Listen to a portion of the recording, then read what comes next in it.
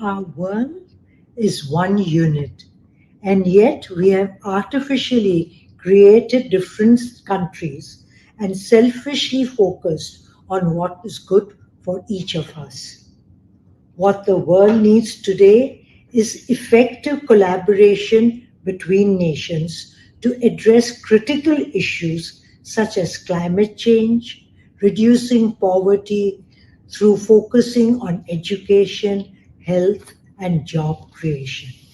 What the world needs today is not to highlight our differences based on color and religion, but with compassion and care, embrace and respect our differences.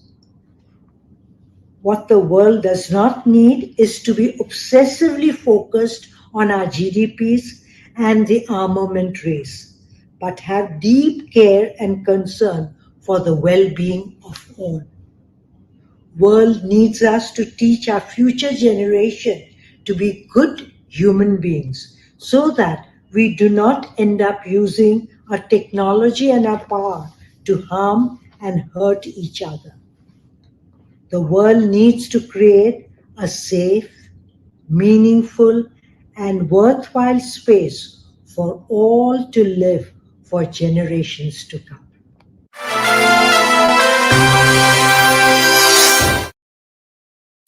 Good evening and welcome back to Studio 2. We have now reached our last discussion for the day here in Studio 2. Our discussion today, Making Business Humanesque, will be with our guests, Dr. Ajay Gupta. Dr. Ajay Gupta has 28 years of diverse experience, including Indian Air Force, banking, management education. He has taught in TAPMPI,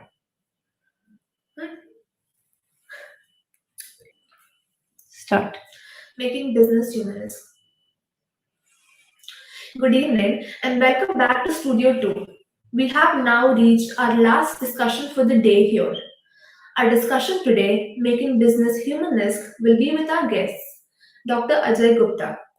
Dr. Ajay Gupta has 28 years of diverse experience, including Indian Air Force, banking, and management education.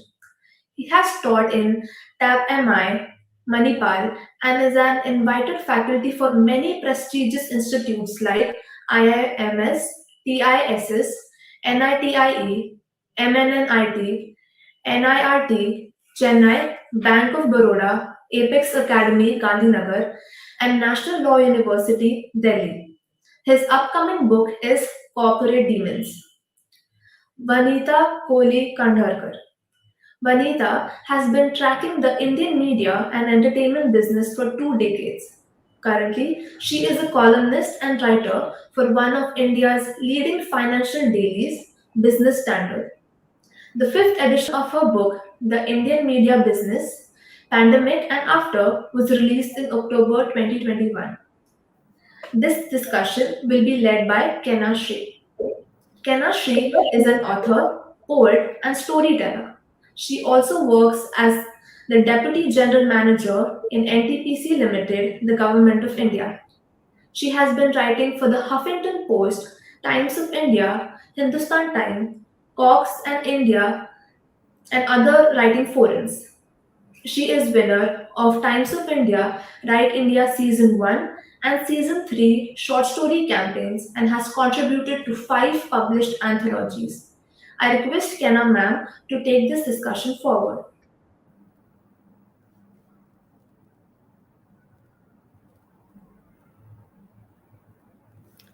You're not audible. You're not audible. You're not audible. Unmute, please. Oh, am I audible now? Yeah, you were not audible. Okay, so thank you to the team PILF. Thank you. That was a very, very generous introduction. And just like that, time has flown by. We have come to the last session of the third day of PILF, and it has been absolutely a fabulous rigmarole. We loved all of the sessions. And now to wrap up the day, we have a very interesting topic to discuss. We'll be discussing how to make the workplace humanist and even delving deeper into the fact that whether workplace, wherever we are, is it humanist at all? So, as most organizations focus relentlessly on quarterly results, today we ask the experts if we are losing any sense of humanity in our working lives. And I have with me two brilliant authors who have penned books on a very interesting topic. Like Vanita in her book, The Indian Media Business Pandemic and After, delves into questioning the trend, dynamic, and future of media. Now, be it print media, TV, film, music, radio, digital media. And we have Dr. Ajay Gupta, who has penned a book called Corporate Demons, which, as the name itself suggests, addresses the difficult situation and phenomena in the world of business. Let's say hi to them first. Hello. Hello, Dr. Ajay Gupta, Vanita. So happy Hi. to have you.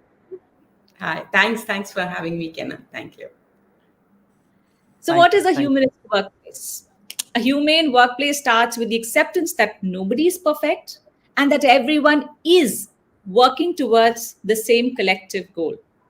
Put in place policies that encourage collaboration over competition. Make it okay to say, I don't know, or to ask for help, and ensure that people can bring their whole selves into the workplace. I can relate to it as well because I've been in the field of corporate HR for more than like 16 years now. And my guests are experts in their own domains. So let's just begin this conversation. I would like to begin with asking Vanita.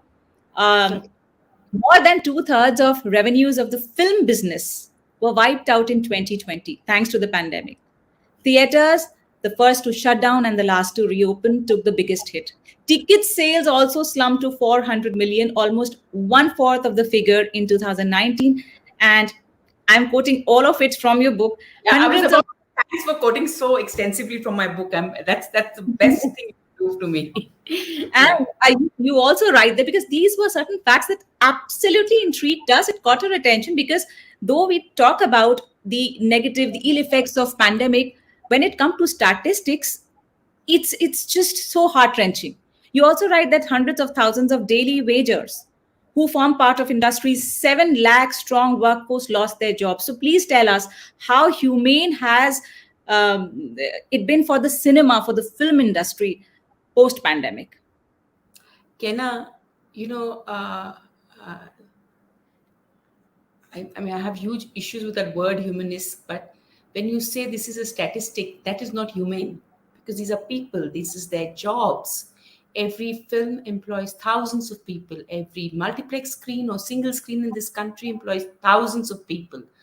Every TV show that you see on air involves millions of dollars of hardware, people, software thinking that goes. Our tendency as audiences is to dismiss this as wo to makeup laga ke, it is some faff world. There's a lot of hard work.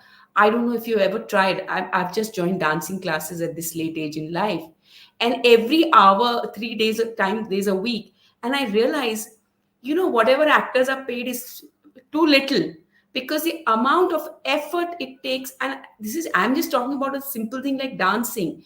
The amount of effort, labor that goes into thinking, writing, developing, not just TV, whether it's newspapers. So, these are not statistics. When you say that the film business lost 60% of its revenues, these are people who lost their jobs. People in Kerala, in the Kerala Malayalam film industry, people have turned to selling their household goods. Remember, we are not talking about a Shahrukh or a Amir or a Akshay kind of level, because they are financially secure. But the film industry and the media industry employs thousands and millions of people. So when we say being humanist, please treat this industry as being an industry of human beings. Every time you want to shout, scream, and ban a film or a show, think that you're hitting out at somebody who's going to lose their job because of the way you think and what you do. Absolutely. And it's very sad, but at the end of the day, everything boils down to numbers and figures, and we tend to forget what background, what story runs behind making the movie or the number what it is. With this, I move on to asking Ajay ji. You belong to again world of research and analytics. So you'd be the right person to tell us about how corporate world has been faring in terms of being humane. It's really a strange story. First of all, let me thank organizer, let me thank Vishwakarma publisher and all audience. The fact is that the theme of this PILF is the creating this businesses humanesque. That means it is somewhere missing at the workplaces.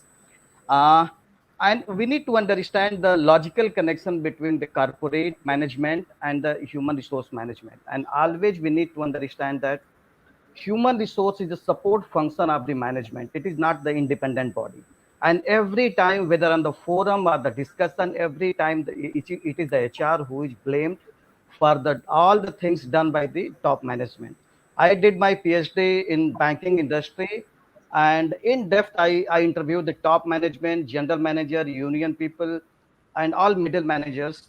I always say that we need to understand the connection. And I would say that HR is the support function of the management. It generally implements the decision of the management. Therefore, HR is perhaps not independent in making decision in the organization, and it is implementer body of the management decision. Therefore, holding HR responsible for any decision perhaps is not the right move, first of all. Going with the same analogy, it is the top management that either become human or inhuman towards people. Now, the current practices in the organization and based on literature, fact is that they are not sensitive towards the people. In theory, there are so many beautiful literature about workplace diversity, inclusivity, and so many things. But practicality, terrorism is still alive. As long as you can produce, as long as you are productive, people can squeeze you. And the moment you apply for leave, they will say that this is your personal issue, so you have to deal with it. But the fact is that I'm sorry to say that, because I have gone through the various management literature. Management experts and guru in India, they perhaps never dare to talk on the open forum. They talk beautiful literature on the forum, on the books, but when it comes on the open forum, they talk all goody things. The fact is that, and when you're talking about post-pandemic, many employees lost their job because of several irrelevant justifications. I know many businesses and many reputed management institute I'm talking about that removed their employees during the pandemic. Many of the reputed institute cut their salary. Now, think about the corporate social responsibility. Most of the organization in Indian setup, they boast too much about we are so much engaged into corporate social responsibility. But the basic question is, fundamental question is, what about employee social responsibility? When employees are in the dire need of money or position or security and safety, that time they just raise your hand, right? So this is all the pathetic part, whether it is the business or including the academics, because I have seen the business facet. Now I'm in academics, so I can say this. Now, in any employee survey about the HR, people do not show the satisfaction about the HR. Now, HR is always blamed. Nobody has dared to say that it is the management, because of that HR is blamed. So HR is just like a sandwich, and we need to understand this. So HR is not the independent body who need to be blamed. And when I conducted my research, my first theme was in banking industry, no management accountability. HR comes later, right? So these are the reality we need to understand on the open forum. No, we'll definitely take this forward, but it's like tearing one's skin and taking a microscopic look inside, and it's always as sensitive as stepping on the landmine. So we will come to all those controversial questions now that we have you on board. We'll not let it go at all. But before that, I'd like to come to Vanita once and ask her, uh, off late, we know about various kinds of media, like especially when it comes to digital media or visual media. We talk about free to air TV, we talk about OTT, then there is pay TV, then there is the film industry. Each has its own audience and storytelling format. Do you think it is a peaceful coexistence between the four, or is there a competition in which one is always trying to take the other in the race? Uh, no, it's completely coexistent right now, because if you look at, again, I'm sorry, I have to point to the numbers because those numbers represent the audience. Yeah. So TV television is that roughly 900 million people watch television in India. There are roughly about 460, 70 million people who watch streaming video and are online, and there's a lot of duplication between those numbers. So it's not that the people who watch streaming video don't watch television or vice versa. Uh, and all media has been growing simultaneously. Generally, okay, let me put it more simply. Last year in the lockdown, everything saw growth. Everything. OTT grew, general streaming video, whether it's YouTube or short video, everything grew. Television grew. Print grew online, obviously, because printed newspapers lost this thing. They're back now to their earlier circulation numbers, but they lost. So audiences for everything grew. In India, it's been interesting because all media took off at the same time in the mid 90s, and all of them have grown because there's so much headroom for growth. Remember, we are at whatever 65-70% literacy. So even if you look at newspapers, there's a good 2-3 million people headroom to grow. We are at 400 million odd newspaper readers in this country, so there's a huge amount of headroom to grow. But the companies all lost money, like you mentioned. The M&E industry, media and entertainment industry, fell to 2016 levels. So it lost jobs. People had to be let go. I mean, for example, PVR was at whatever 17,000-18,000 people. They're now down to 12,000. They had to let go. Those people had no jobs. There were no revenues. PVR has gone from 3,000 crore to 300 crore. There's no way it can sustain that employee force. So it has to let go of people. And if salaries are cut, I think that's a bonus, because at least you've got the job. But it has been a grueling, horrible time for this business and for the people who are part of it. So there is no, at least right now, I don't see it as competitive, because if you look at OTT, for example, 50% of what's watched on OTT is catch-up TV. People are watching their Nagin and their, whatever is the hit right now, Anupama, Kumkum Bhagya, whatever it is, they're watching it. तो वो Z के बजाय Z5 पे देख लेंगे, Viacom Colors के बजाय Woot पे देख लेंगे, or they might watch IPL on Star TV, or they might watch it on Hotstar. So remember that all these brands come from the same companies eventually. They do not let their audience go away to other companies. Wow. So each medium is just one way of distributing content, maybe differently, but each medium offers an opportunity. But if we were to compare theaters with OTT, then certainly there is a huge gap there. Meaning huge gap in what way? For instance, the films that are being produced, they're not hitting theaters, and they are rather being produced over OTT. Theaters were shut for 1.5 years.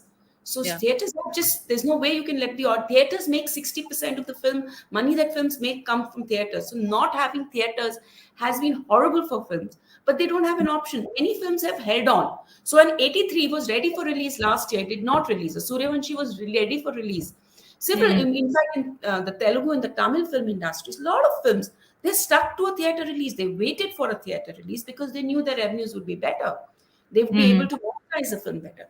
So yes, and theaters being shut has been the biggest this thing. But there's no competition. Remember in 2018, when OTT was growing crazily, the Indian film industry had a record year. We sold more than 1 billion tickets. So that's my point when I say simultaneous growth. You have to realize that it's not either or, and don't think of the markets as Bombay, Pune, Delhi. The market is all India. The market is in small towns, villages, all across this country, and people could be watching it any which way. Each thing is an opportunity to distribute and for people to sample that thing. So you may watch an 83 in the theater now, come back and watch it on film or on OTT. I'm a big James Bond fan, so I just watched it in the theater. And now the moment lands on OTT, I'm going to watch it again, because James Bond films are stuff you watch again and again. You know, Yes. so it's we are averaging something like 4 or 5 hours, and out of which 3 hours is television a week in this country, a day, sorry. So there's so much headroom for growth when you compare it to the US market or the European markets. Huge headroom. That's a very interesting correlation that you draw there. I also wanted to ask, do you see resurrection of theater in the times to come? Yes, 100%. Just look at what is happening. I mean, just these two films themselves are, if, but what will happen is you will see the small, more moody film go on to OTT, which was earlier also true. Hmm. it had a smaller release, 4 screens पे होंगे, जो 100-seater screen में करेंगे उसको. But those smaller, Hmm. moodier films might go on to OTT or to theater, television directly. But the larger, more Hmm. spectacle films, your Spider-Mans, your James Bond, your Suryavansh, so or a Surarai Potru, if I was to look at a Tamil examples, or an RRR, which is coming up, which is like a trilingual film. I think it is like you're seeing a lot of crossover. So what I love about OTT and taking off is I'm able to watch Malayalam films, which I've wanted to do for years, because now it's Yes. available. So Indians are sampling their own cinema from different parts of India, and therefore the market has expanded. Plus we are sampling global films in Indian languages. So I love that, the expansion of the market that has taken place, because theaters were doing it, but now OTT offers the same thing with a host of other kinds of shows and films. It's absolutely a heartening scenario out there. You're absolutely correct with that. That for us, for us users, the expanse has increased multifold times. So that's very amazing to realize. It's a fun I'll time come to to be you. in the audience. Yes, yes, certainly. I'll come to you, Ajayji. Let's talk about yes manship. So the term yes man is frequently used in a very derogatory manner whenever we describe an employee, be it a man or a woman who is perceived to be overly agreeable and hesitant to share contrary viewpoints. But most people get it this way without realizing that these employees are responding to a culture or people in management who elicit and reward this type of behavior. So, is it not a sign of dysfunctional leadership? This answer is not yes or no. It purely depends. The person who has been successful in managing his position will always justify the yes man practices. He will expect from others. Anyone questioning will be treated negatively. If you are part of such culture, it is better to follow for time being to avoid unfavorable situation. Now, however, the position who has been unsuccessful in managing his career by raising the question against the yes man definitely feel bad about it. He will say this is a dysfunctional practices. Yes man is, if you go in the literature, yes man is also known as opinion conformity, right?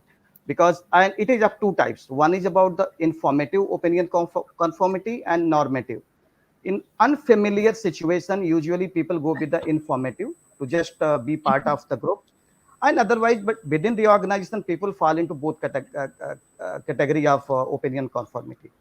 Now, Hmm. there is psychological and genetic root of this kind of things. The literature says it is as per the research, as per literature, that people and many people may get offended out of this thing. Mhm. People from privileged class usually inclined to engage so much into waste management practices than the people those who belong to poor or less privileged background. This is the research about this.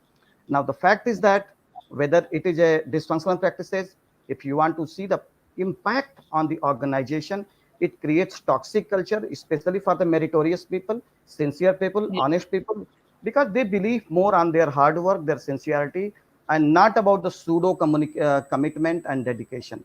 It is a Hmm. cancerous disease, and unless management desire to get over it, it will prevail.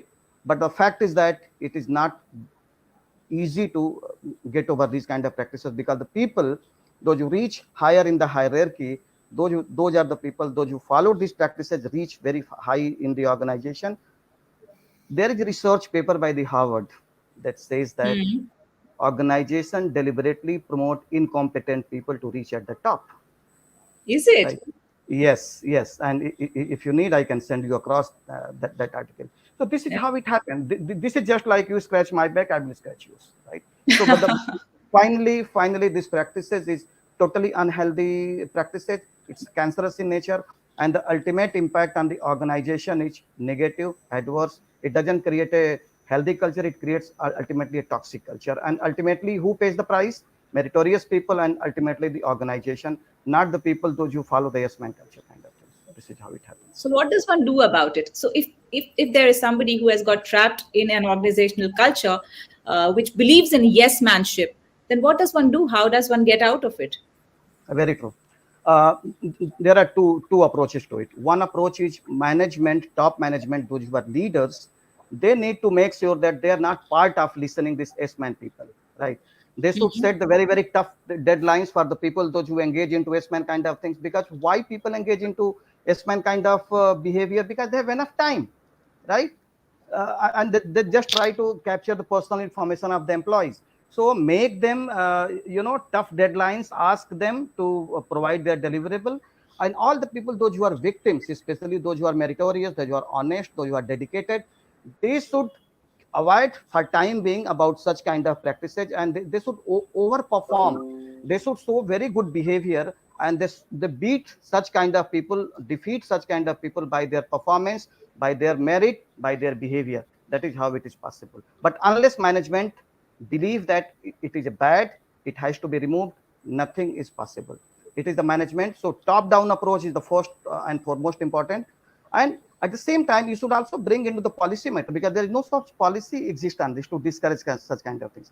So being HR, if you can bring such kind of policy that nobody will provide any kind of personal information to anybody else, nobody will gossip around, nobody will rumor around, then that can be discouraged. And the people, those who are doing well, they should be publicly rewarded, publicly appreciated. And the people, those who engage in the gossiping kind of activities, they should be publicly discouraged as well.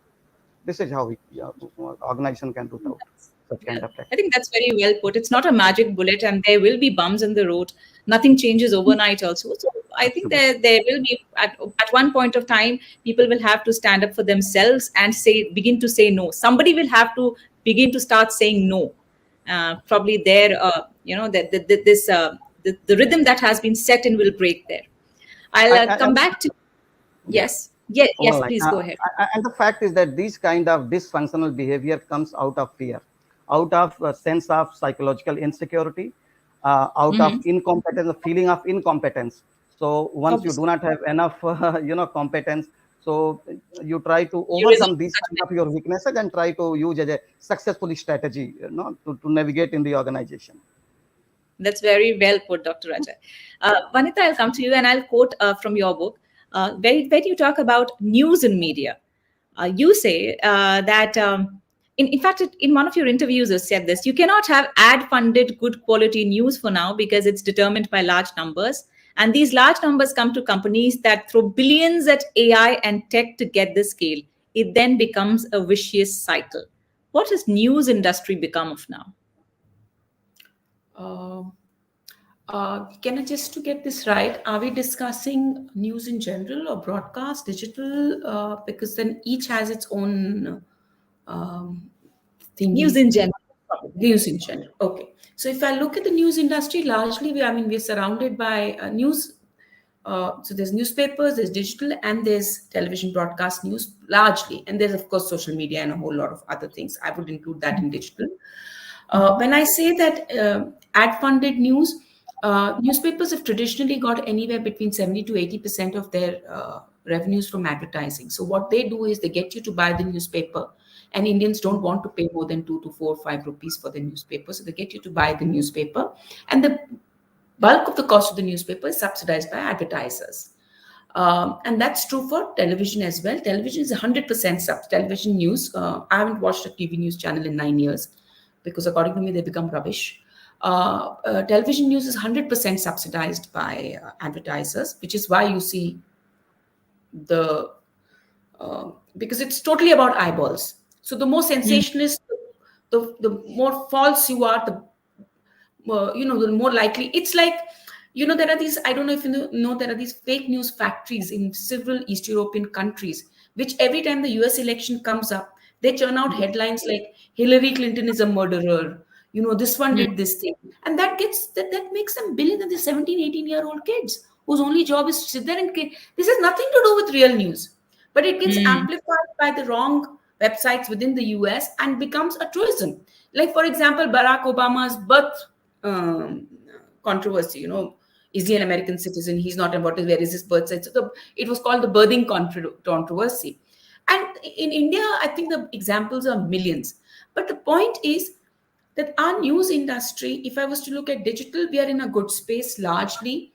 But 70% of the revenues go to two websites, Facebook and Google, which includes, that Google owns YouTube. Yeah. And this is just for the audience to understand. So what happens is, even though among the top 10 news sites, you will find proper journalism-driven organizations like an Express or an NDTV, etc. there. But the point is that they are fighting for that 20% pie, and usme se Times of India or somebody else will walk away with a chunk. So the reason Facebook and Google get away is take a lot of the chunk is because their algorithms are better, their technology is better, and they've got billions of dollars to throw at that technology. And you get good advertising revenues because ad rates are very low. Please remember. So if you're getting, let's say, for example, 100 rupees for every 1,000 viewers, the guy getting millions of viewers will get the best money. The guy getting 20, 30 million will not get the best money. The guy getting 100, 200 million viewers will get the best money, right? So, I mean, the multiple is, one of the multiples is very small, and one of the multiples, therefore, has to be very large, right? And that leaves very little of the market. I'm sorry, Ajay, I'm really going on about this, but it's a very irritating market to explain to everybody. So I'm just but and I have always wondered in something which I would love to, though we are seeing traction on subscription in India, you're seeing huge traction on OTT subscription. There are somewhere over 102 million OTT subscribers in India, but just 1 million of them subscribe to news in any form. So, whether you subscribe or donate to, let's say, some news outlets, newspapers have taken up. So, till we start getting some sense of balance between advertising and pay revenues, you will not see a correction on the digital and the newspaper side fully. On TV, it's a madman's game because 50% of TV channels are owned by people who have no business being in news. So on TV, the problem is ownership. And the problem is raised to the bottom of the barrel. So my strong advice would be don't watch TV channels, news channels on TV. Frankly, as an audience and as someone because very few of these people want to be in the business of producing good quality journalism. Good quality journalism is expensive to produce. And that's why you need to pay for it. So if I were to ask you about your favorites or maybe the channels or the media houses that you follow, what would you have to say? Like I said, I don't watch news channels. If I had to look at, let's say, election results or something quickly, I would check an NDTV, a BBC, maybe an Al Jazeera, CNN, that kind of outlets. I read newspapers. I'm a big newspaper reader. I still have a lot of trust in them.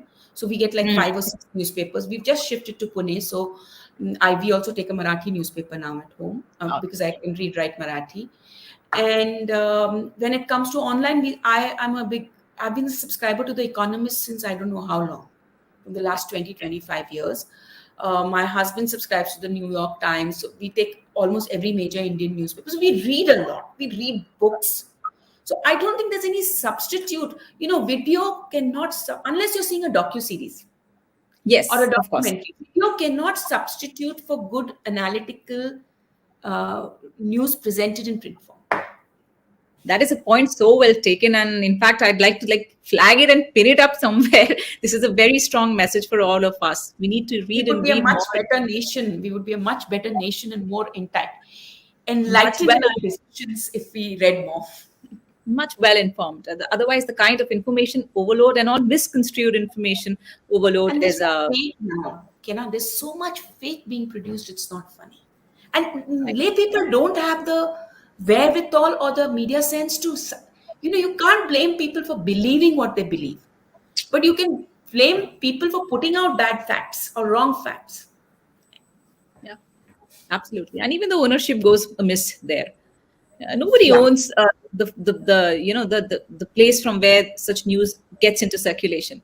Well, when you say that fact checkers, on alt news or a boom or whoever, fact checkers come post facto. This is the stuff journalists are trained to do. They're trained to check their facts before they put it out. So if you pick up a Times or an Express, mota mota inka facts theek hoga, gadbad nahi hoga. But when you need fact checkers to tell you that this is wrong or this is right, means that media organization or supposed media organization has not done its job, because a Yes, post facto, right? damage has already been done. Sorry, Ajay, I've eaten up so much of your time. I'm Yeah, we sorry. have a lot to discuss with Ajay as well. Very A informative. lot to discuss with you, Ajayji, as well. I was going through the chapter outlines of your book, and you have dedicated one complete chapter to something as small as late sitting in office. Now, this is something we usually tend to rug under the carpet and not talk about it because it's just very ordinary. Some people like to sit late. But the fact of the matter is, nobody likes to sit late in the office, except occasionally, of course. So it's a first choice upon employees rather than a voluntary action on part of the persons concerned. Late sitting occurs, it's a fact, but it's also probably a sign of bad organizational climate and culture. Would you like to comment on it? What's your take on sitting late in the office? Is it normal? It's totally abnormal and it is totally desired practices by the top management. Fact is that there is no voluntary late sitting in the organization. Culturally, if you talk about the Indian culture, European culture, American culture, any other culture, it prevails only in Indian culture. Fact is that this is very, very true. Now, loud, Lord. late sitting is very, very common at workplace. It is perceived as a sign of commitment and dedication towards organization. And unfortunately, top management appreciate it. I will tell you one story here. Last year, one person resigned from public sector bank. He was holding assistant general manager position. When I inquired why he left the bank, as he had very good position as assistant general manager and enjoying his position, he said that my general manager used to sit by 9:30 or 10 p.m. and when I leave the office at 8 o'clock or even 8:30, he tried to stare at me and try to bombard next day with a lot of irrelevant questions. Then I asked them why he sit late. Is there any pendency of work or more work or he has to do something extra? He said that no, he has to become next executive director. He has to get promotion. So this is the strategy to influence the CMD. I'm talking about influence the CMD so that he's the committed person and he will get promotion. And this he's driven by cultural trend because all the previous people, those who get promoted, follow the same kind of practices. Out of frustration, this person resigned. And this is not new to the only banking industry or any other organization. This is very, very common. Fact is that. And all the people, those who are responsible for it, they never talk about such kind of cancerous practices, demonic practices, or dysfunctional practices in the organization. Because of this, what happens? Employees feel employees' life become horrible and it becomes very, very dysfunctional work-life balance. People do not spare more quality time for their family, and it creates a lot of diverse kind of issues at the workplace. We can boast so much things about it. There is nothing new about the. This is not new to the organization. Now, how organization can stop it? Organization can stop by introducing policy discouraging such kind of behavior. In fact, people sitting late should be questioned. Unfortunately, when everybody got promotion because of such practices, then who will initiate the policy? That's the big question. Because the top management, if he has done the same practices and got the faster promotion, then definitely he's not going to initiate action against the late sitting policies, right? So, Absolutely. but many people, because and I will also tell you one story. Many people they employ one person to just look into the cabin's boss cabin whether light is on or not, and he just peep on whether light is on or not, and people are just silently passing the time. And when the light is off, he just passed the message that now light is off. Now you can pack up. So these kind of all dysfunctional practices are very, very common, and that is a really cancerous. Unfortunately, I will tell you here and again, I repeat this, why these management gurus, management expert, including faculty of top rated institutions, why they do not dare to talk on such issue, write on the literature. The literature, they write so much about the different literature, but they just forget to talk about the deep-seated practices across the organization, which everybody faces and creates a lot of hurdle and the social issues, family issues, cultural issues, personal life, everything. So it's really very, very pathetic. And actually, what happens in late sitting, I will tell you: Hmm. gossip, backbiting, rumor mongering, snackings, nothing else. And it is only late sitting, not late working. That's You know, so true. I come from an industry where I mean, when I was working full time, sitting late was very done, especially on the days that you had the page going to press. So, you had to, so you had work. But on other days, and media, especially this, I must say that as a woman, I probably felt it more. I wanted to leave by 5:36 because I've come in at 9:30 sharp. And Yes. of course, there are days when I worked till 11, there are days when I work full night also. But when there's no Hmm. work, there's no. And what happens, largely it was okay, but it was always like, oh, you're going. I said, yeah, I finished my work, I'm going. But I think I'm talking maybe about advertising and media more than any other industry. I don't know how it is in public sector in companies and large corporations. Media is, the companies are smaller, the teams are smaller, editorial teams. I think there's some glamour, especially among the guys. It's a cool thing to do. You smoke, you have a chai, you Yeah. gas your ladda. So Yes. I didn't want to do any of those things. Whether I was single, married, I don't think it has. But in women's case, they assume that acha iski shadi ho gayi. But it is nothing. Even when I was single, I wanted to go home on time. I Yeah, wanted to why do my not? work. Yeah. So anyway, sorry, But Ajay, I barged into your yeah, topic, but but it let hit me me. put some more points. It's actually true. Not only in the media, most of the organization, especially public sector, have seen it. And there are a group of people. There is a coterie of these people. Those who are Uh-huh. kind of a watchdog, and they just look around who is just leaving the workplace at 5:30 or 6 o'clock, and they just become the Yes. informer of the boss. Yes, they become the Yes. informer of the boss, and they just pass on the message that sir XYZ person is just leaving the organization. So Yes. But Yes. I must, yes, sorry, can I must differ here that I've never suffered professionally. I've had bosses who kicked my butt because I've not worked and who rewarded me and given me. So I've had a fantastic run in all the companies I've worked for. I've been rewarded for hard work and nobody's checked, "Kya aap tum kitte ba-" This is the colleagues. They have Yeah. their own little adda in the evening. They're wondering why you're not part of that adda. But I don't want to be part of the adda. I want to go home. So I In think fact, it अपने ऊपर नहीं है. It's about your self confidence also. In fact, taking a cue from what Vanita just said, I came across one of the very senior bureaucrats once, and sharp at 5:30, he would get out of his chair, get out of his cabin, and move away. And he would also, before going, he would ask all of the his team members to leave because it was about time. And after an hour, he would come back again into the office and then work till late night. So once we asked him, why does he do that? And then he said, because if I don't leave my cabin, my team members would also sit there respecting, my presence in the office. So I leave at 5:30 so that all of them do not feel embarrassed when they need to, leave, quit their work for the day. And then because sitting late hours, like Ajay ji said, should be a matter of personal choice. And then it's okay. If one wants to sit longer, why not? And I You also know, like the fact, yeah, yeah, yes, no, no, Vanessa, sorry, go finish, ahead. finish, sorry. I interrupted you. I'm sorry. No, I was just saying I loved it when Ajay ji said that, those extra few hours which one wastes, I'll use that word, wastes in office could actually be utilized somewhere else, being with the family, sleeping well for minimum hours for God's sake, or, even pursuing one's hobbies and interests. Why not? Yes, Vanita. I've forgotten the point. It's okay. It doesn't matter. I'll come to you with I something just else. I wanted to discuss with you about the algorithms of social media. I mean, look at Gen Z and millennials. They are crazy after the social media world. Twitter, Instagram, Facebook, Snapchat, there's so much more to it. What does the algorithm say?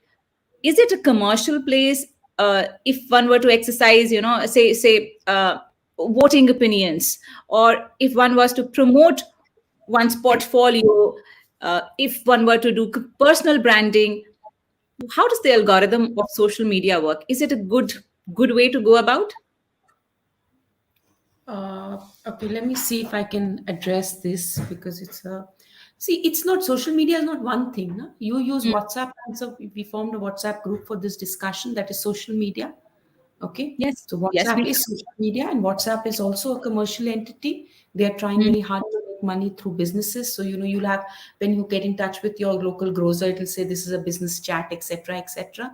So then you know that there are so many people in this area, and that particular Facebook or Twitter, they see your. I don't know how many times it's happened to you that I know that when I buy non-veg from a site called Fresh to Home.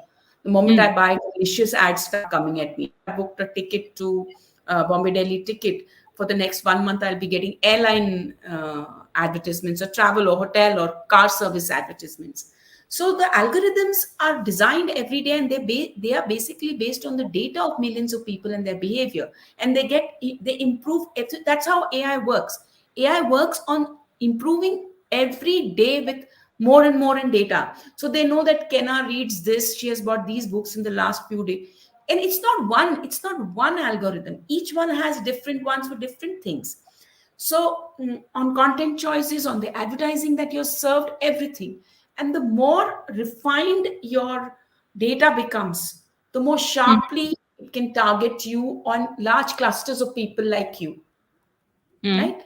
So when Hmm. Netflix says that we don't target age groups, we target audiences, we target moods.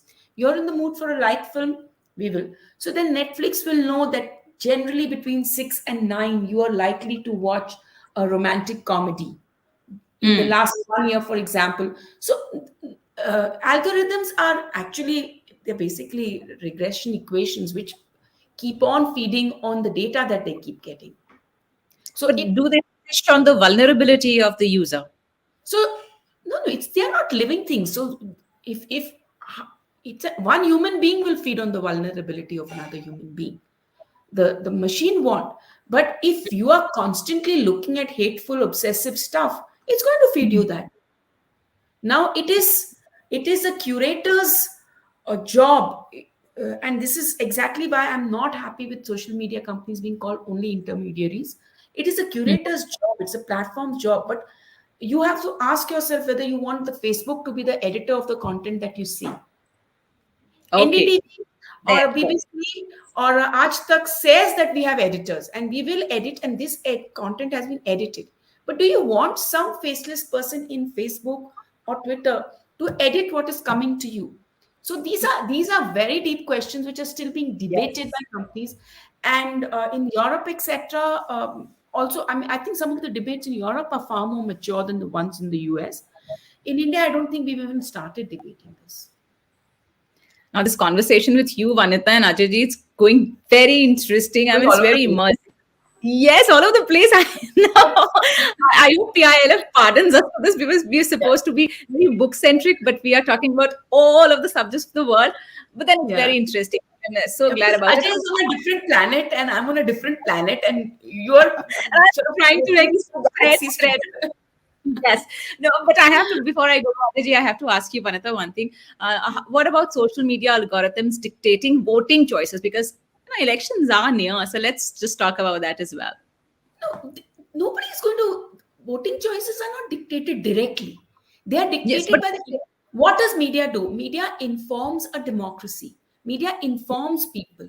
But if hmm, media is misinforming you consistently every 5 years or every few years, every few days, then your choices are made. You will vote the way the media information is. So media can be influenced by political power, by money power, by a whole lot of things, and it is already being, you can see it across the world, not just in India, that is happening. If in US people believe that vaccinations are bad, there's an entire belt of American citizens which does not want to vaccinate itself, which is on protest against. In India, we equally have entire belts of Indian who believe in one reality and another set of Indians believe in another reality, because we follow because we've stopped agreeing on what the facts are. This is something I'm borrowing from Barack Obama. He said, you and I can argue about left, right, center, but if we can't agree on the facts, then we are in trouble. And that's the trouble for our democracy right now, that we are how? not being able to agree on facts. Yeah. Left right का argument तो बहुत आगे जाके आता है ना. So beautifully put. Very beautifully put. I'll come to you, Ajit. Something very related to this, and which you also touched a little base upon in the last answer of yours. You talked about rumor mongering. Let's get deeper into rumor mongering, which is as old as human civilization. It was the rumor only that killed Julius Caesar many times before he actually died in 44 BC. So in the modern age and era where internet is available in every household, any incident anywhere in the world shoots up to your screen in the form of news or rumor and adds to the deliberate rollout of misinformation, which sort of becomes a vicious cycle, one rumor leading to another, leading to just another, and then it goes on and on and on. So what are the dangers associated with rumor mongering at workplace, and do you have examples on mind to share with us? Absolutely. Uh, uh, Actually, you rightly mentioned about a European context. Actually, during the Second World War, this rumor was very very common, and it was actually used to destabilize all soldiers and all, and it was quite successful. Absolutely, It very, very good actually example. it actually falsifies 1,000 truth, right? Right. But as long as you believe in it. First of all, at Hmm. workplace, rumor mongering is very, very common, very, very common. And who does it? Incompetent, undeserving people from bottom to top enjoy it, right? But rumor is always against the sincere, meritorious, and honest people. It is a deliberate strategy to keep them down and make a bad image of them. Now, rumor mongering is common in a Sekhi culture where people are more concerned about their survival, their safety. It is a tool to show their pseudo commitment to the organization. Now, what happens in rumor mongering? It is about spreading the distorted information about the meritorious employees, including personal information, and it starts inflating when superiors take part in it. And every time I have seen in the organization that when you go to the workplace, your boss says that, "अरे यार कोई news है क्या आज? कोई news नहीं मिल रही है आजकल." These kind of comments people are seeking about, right? Now, victims of rumor mongering, uh, only the sincere people, honest people. Now, how to address it? It is very, very difficult unless it is initiated by the top management. One way to overcome such practices is to, again, I mentioned have overperform, create evidences, and defeat all the people those who spread rumor mongering against you by your performance, overperformance, by your behavior. Rumor works as long as you do not show your performance. Your performance speaks much louder. Therefore, it's better to focus on the performance parameter, try to surpass it. Rumor mongers will automatically die its own death. They will always be exposed. But only thing, unless management willing to overcome these kind of things, it is not possible. Bottom up, it is not individual level. You can just perform, you can show your credential, you can show your commitment. But unless willingness comes from the top, unless it is coming in the policy matter, unless rumor mongers are penalized, they are given stern action against it, unless they are accountable for what they do, nothing will happen. Mhm. So sometimes organizations should also create some kind of policy rewarding the people those who are meritorious, those who are honestly doing their work, and also the people those who are engaged into gossiping, rumor mongering, propaganda kind of things by their own behavior. So they should be penalized, they should be exposed. That is how it can be done. Otherwise, it's common across many workplaces. But like you said, is it always a deliberate strategy, or sometimes it happens organically? I mean, one rumor leads to other, and it goes on. People have very very strong sense of understanding about what works at the workplace, and after sometimes when they spend some time at the workplace, they visualize what is the successful strategy, what is the survival strategy, and accordingly this is a cultural trend, and they just take clue from the culture what previous people have done, how they have been successful. From there they catch up. This is not something coming out of blue. Unfortunately, you can imagine the people those who complete their MBA from the top premier institute, when they join the organization, they become the Uh-huh. politics master. They become the politics master. Now there is no subject of politics in the MBA level, but they fortunately they become the politics master, right? How it has happened. So the census works much more stronger than what they have been Hmm. taught, and this is the unfortunate part. At least in Indian organization, I can say European, I have never seen such kind of things. Wow, that's very interesting. I mean, that's really very interesting. Okay, I think we just have about 5 minutes more. No, no, no, no. I think just about 2 minutes more. So quickly, I'll come to both of you. Before we part, anything that is on your mind? Anything? With Vanita, you go first. Okay, this is something which is very dear to me. So I've been saying this throughout all the speaking assignments I've had around the book, to the civil podcast and like this literature festival, Pune Literature, is, we are at a very interesting time in our history as a country and as a for the media and entertainment business, because the digital has taken over our lives. It's now like a 24-hour thing. It surrounds us, whether we are doing a conference online, we watch a film, listen to music. Our lives have gone digital in the last 2 years, more so. And at the same time, India has this large, very robust storytelling capability. Which, remember that in India there are no quotas, no duties, nothing. Any foreign film or foreign show can come here and do well if it wants to. But 90% of what sells in India is Indian content, because we tell good stories and they sell, whether it's our films, our TV shows, etc. So the Yeah. stars and the Sonys of the world have to come here and localize. That's how they Hmm. manage to do business, correct? My point here is that OTT has offered us this golden opportunity to cross over to the world. And some of our stories are making an impact. We won an Emmy earlier this year or late last year for Delhi Crime, and many of them get nominated every year. This is the time to re-emphasize the soft power of Indian storytelling. Grab this opportunity with both hands. I hope regulators don't press down on it. And I hope the conservatives don't keep pushing down saying this has offended me and that has offended me. I hope we can let Indian storytelling flourish and tell its stories and take them to the world. That's what I would Wow. really wish for. And that's my, if I was to say Christmas wish, that's my Christmas wish. Absolutely, absolutely. Crossing the fingers there, hoping that it will happen. Certainly will happen. Over to you, Ajay. Quickly, within few seconds, if you can put your last thoughts together. Absolutely. Absolutely. Thank you very much.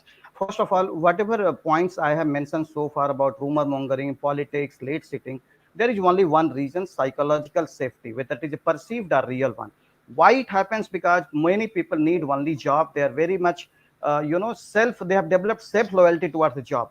So, what is the way out? The way out is being in the job, they have to create the parallel support system, because unless they create parallel support system, they cannot the fear will be automatic. And the people, those who have enough capability, for example, a building on the multiple pillars and building on single pillar, job is a pillar. If your entire life is only one pillar, every time there will be shaky situation. So try to maximize that pillar is nothing but a support system. And that is the solution for each and every dysfunctional practices in the organization, personal life, professional life, and social life. Point well taken, sir. Thank you very much. Thank you, Vanita. Thank you, Ajay. It was such an interesting and meaningful discussion. I'm so glad we had it, and in the manner we had it, it felt like a absolutely chai coffee conversation. We're Thank you. missing We'll see you, you Diana. around. Yes, bye bye, Thank and you. we'll see you Bye. around Thanks. next Thanks, year. Diana. Thank you very much. Thank you Yes, so much. signing off from the team of PILF. Wherever you are, stay safe, stay happy. Bye bye. Thank you. Thank you so Thank much. you. Bye. Thank you very much. Thank you. Thank you so much for sharing your vibrant thoughts with us. It has indeed been an inspiring experience. This concludes our final discussion for day 3 at Studio 2. It has been a great day with so many amazing and enlightening discussions. We all hope you enjoyed it. We thank you for showing your immense support this year in spite of the unfavorable conditions the pandemic has created. We hope to see you all next year, for we will have more eminent guests to bring you many more interesting discussions. Until then, goodbye, good luck. We thank our title partner, Vishwakarma Publications, and our bookstore partner, Crossword.